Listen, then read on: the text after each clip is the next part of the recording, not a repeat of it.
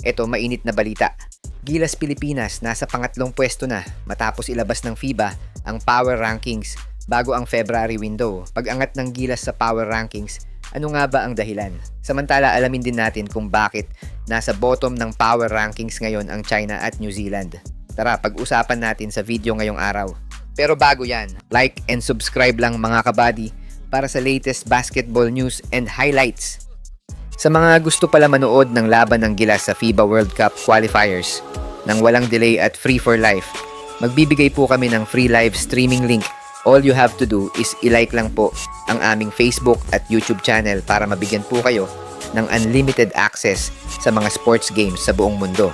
Inilabas na ngayong araw ng FIBA ang bagong power rankings para sa mga Asian teams kung saan nangunguna pa din ang defending champion Australia at sinundan naman ng South Korea sa ikalawang pwesto at Gilas Pilipinas naman sa ikatlong pwesto. Samantalang nasa dulo naman ng power rankings ang dalawang powerhouse team na New Zealand at China at kulelat naman sa pinakadulo ang bansang Chinese Taipei matapos ang magkakasunod na talo nila sa Australia, South Korea at Japan. Pero bakit nga ba biglang bumulusok ang Gilas sa third place? Unang dahilan, nagkaroon ng pag-angat sa standing ang Gilas matapos ang nakaraang laban nila sa Guam kung saan nga tinalo nila ito ng 2 beses para manguna sa kanilang group kasama ang Australia. Nakadagdag din sa pag-angat ng rankings ng Gilas ang development ng mga bagong players nito kagaya na lang pagkakasama ni QMB last window. Nauna na rin ngang teorya sa ranking ng Asian teams ang pagkakaroon daw ng solid na pool ng players sa isang national team na nagiging batayan daw ng FIBA kung maganda at progressive ang national team ng isang bansa. Matatandaan nga na last year ay bumulusok sa 8th place sa FIBA Asia Cup rankings ang Gilas matapos ang magkakasunod na talo nila sa qualifiers at mismong FIBA Asia Cup at nakadagdag din daw ang pagkawala ni Kay Soto sa rotation ng Gilas kaya lalong nalubog ang rank nila last year.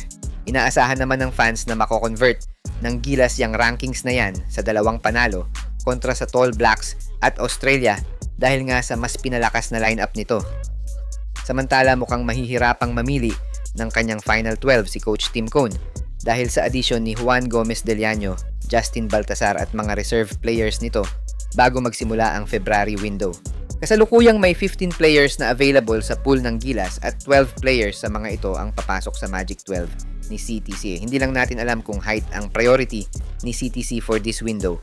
Pero if yan ang priority niya, then makikita natin ang tandem ni Scottie, Juan Gomez at Chris Newsome. Otherwise, if run and gun ang gagamitin ni CTC, then RJ Abarrientos, Scottie, Newsome at CJ Perez pa din ang makikita natin sa backcourt ng Gilas. Marami naman ang nagsasabi na pwede nang palitan si Calvin Oftana but for me, parang malabong mangyari yan since Coach Tim already knew na may depensa si Oftana though may mga games talaga na maalat siya sa opensa.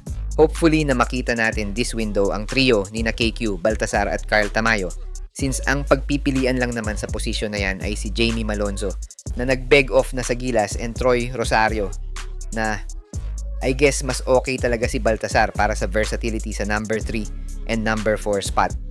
Dwight Ramos and JB will be 100% na makakasama sa Final 12 so wala naman tayong dapat itanong sa maibibigay nila sa team. Sa frontline, triple tower pa din panigurado ang makikita natin with Junmar, QMB and AJ Edu. So easy pick lang sila for Coach Tim and for sure baka sila Abarrientos, Troy Rosario at CJ Perez ang maging reserve ng Gilas. Para sa'yo, Idol, sino nga ba ang dapat nasa Final 12? Siya nga pala mga Idol, sa mga naghahanap ng legit na Gilas jerseys at iba pang paraphernalia ng Gilas, pwede mong i-click yung product link sa gilid ng aking mga video at makikita mo na sa kanan ang lahat ng legit stores na nagbebenta ng mga high quality merch ng Gilas.